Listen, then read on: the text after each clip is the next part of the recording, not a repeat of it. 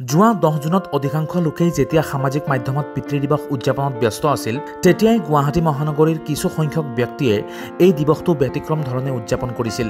এই লোকসকল দা লাইব্ৰেৰী নামৰ সামাজিক আৰু সাংস্কৃতিক সংগঠনৰ সদস্য।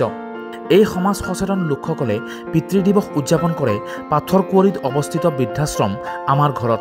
বৃদ্ধাশ্ৰমত থকা লোকসকলৰ সৈতে নিজৰ সন্তানৰ দৰে কৰিলে অন্তৰংগ আলাপ, সংগীত নৃত্য আদিৰে ৰসাল কৰি তুলিলে পিতৃ দিৱসৰ দিনটো।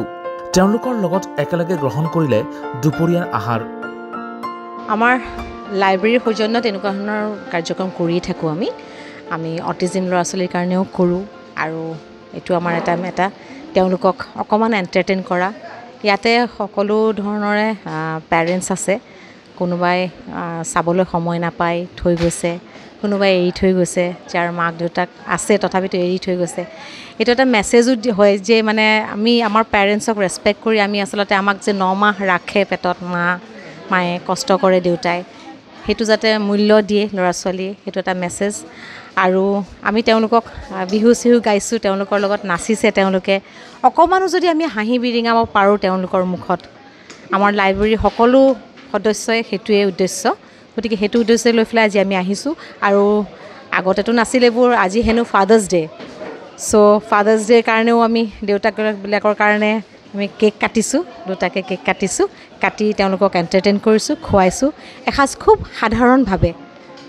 একেবাৰে মাছে মঙহে বহুতখিনি নহয় যদিও অকণমান সাধাৰণভাৱে এসাঁজ আমি একেলগে সকলোৱে খাইছোঁ। আমাৰ ঘৰত দিনটো কটাই দা লাইব্ৰেৰীৰ প্ৰতিজন সদস্যই এক অনন্য আৰু স্মৰণীয় অভিজ্ঞতা লাভ কৰে। আমাৰ ঘৰত বাস কৰে প্ৰায় 60 গৰাকী বয়োজ্যেষ্ঠ লোক।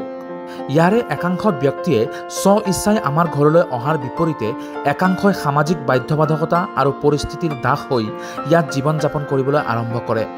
ইয়াৰে 2-এগৰাকীক নিজৰ সন্তানে অৱহেলা কৰি এৰি থৈ গৈছে।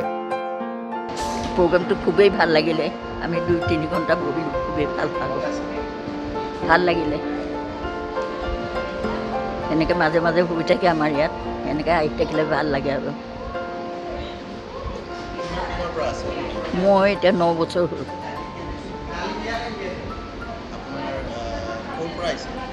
মই আমগাঁও বুন্দা ইয়াতে আছোঁ বৰ্তমান। এইটোৱে এতিয়া আমাৰ ঘৰ হৈ গৈছে আৰু ইয়াত থাকি থাকি। আছে চব বাহিৰত আছে, অকলশৰীয়া হৈ থাকোঁতো কোনো লগ নাই, সেইকাৰণে বৰ্তমান ইয়াতে আছোঁ। আগতে চাকৰি কৰিছিলোঁ, ৰিটায়াৰমেণ্টৰ পিছত ইয়াতে আছোঁ বৰ্তমান। মই ডাইৰেক্টৰ ফিচাৰিজত কাম কৰিছিলোঁ, ডাইৰেক্টৰ ফিচাৰিজ।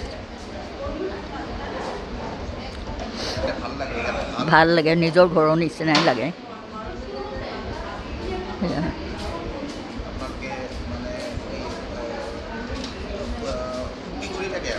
ফূৰ্তি কৰি থকা গোটেই ফ্ৰেণ্ড চাৰ্কুল আছে। গধূলি সময়ত টিভি চাওঁ, দিনটোতো বিজিয়ে থাকোঁ। বিৰাট ভাল লাগিছে। মই অহাৰ 6 মাহ হ'ল। ভাল লাগিছে, ভালে লাগিছে থাকি। আৰু বাকী আৰু কি ক'ম, ভাল লাগিছে আৰু গোটেইখিনি সুবিধাখিনি পাইছোঁ। আৰু আমি সমাজৰ গোটেইমাখান একেলগে লগ হৈ কথা বতৰা পাতি এনেকৈ খাই থাকোঁ। এনে আৰু আমাৰ সংসাৰ ঘৰ।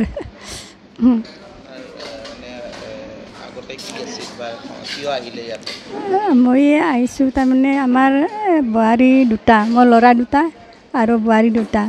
বোৱাৰীৰ ল'ৰাৰ একো কৰা নাই আমাৰ, কিন্তু বোৱাৰী 2টাৰ অলপমান অসুবিধা পাইছোঁ, সেইকাৰণে ইয়াতে আহিছোঁ। ল'ৰাৰ কিন্তু একো দুখ নাই, বোৱাৰীৰ কাৰণে আহিব লগা হৈছে। সেইখিনিয়ে আৰু কি কৰিম আৰু উপায়তো নাই, ইয়াতে আৰু থাকি গ'লোঁ। ভাল লাগিছে বিৰাট ভাল লাগিছে। আপোনালোকে আহি থাকিব যদি পাৰে মাজে মাজে। মই আছোঁ 2017 চনৰ 27 এপ্ৰিলৰ পৰা, লগত মোৰ পত্নীও আহিছে। আছোঁ আৰু তেতিয়াৰ পৰা ভাল পাইছোঁ, শান্তিৰে আছোঁ, নিশ্চিন্ত মানে আছোঁ। সকলো পৰিৱেশ ভাল। বাকীখিনি আপোনালোকে বুজি পাইছেই। আজি প্ৰথম আহিছেনে আপুনি আগেও আহিছে কেতিয়াবা? আজি প্ৰথম নহয়। কেনে পাইছে আপুনি আহি? পিছে এইটো আপোনাৰ ঘৰতে মইহে আপোনাক প্ৰশ্ন কৰিছোঁ, কথাটো ভুল হৈছে বাৰু, দিয়ক।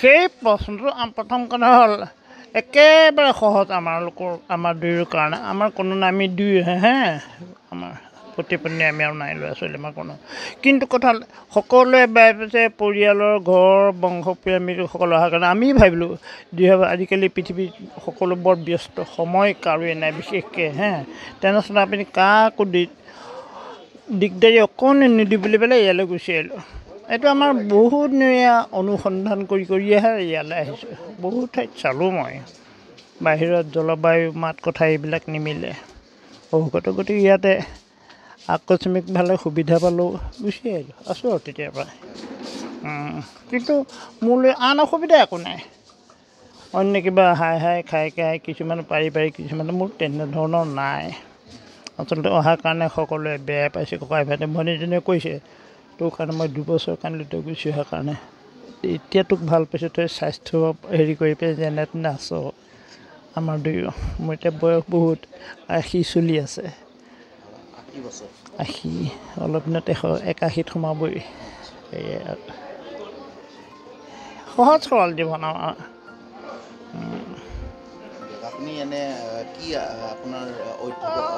মই সাৰ কাৰখানা নাওবত চাকৰি কৰিছিলোঁ 2004 চনত মোৰ ছুপাৰভিনেশ্যন আছিলে ভাবিলোঁ গাছৰ প্ৰায় সেই সময়ত ভাল নাছিলে মোৰ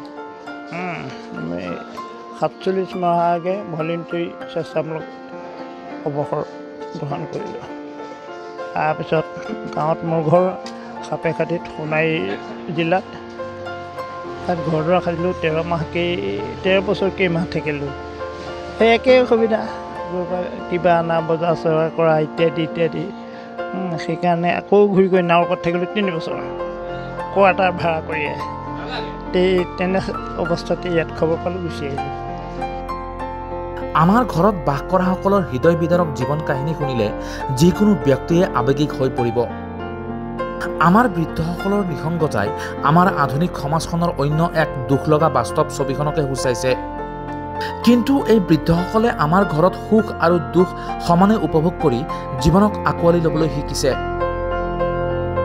দা লাইব্ৰেৰীয়ে আয়োজন কৰা অনুষ্ঠানৰ নৃত্য গীতত অংশগ্ৰহণ কৰি তেওঁলোকে জীৱনৰ প্ৰতি থকা ভালপোৱাকে প্ৰমাণ দিছে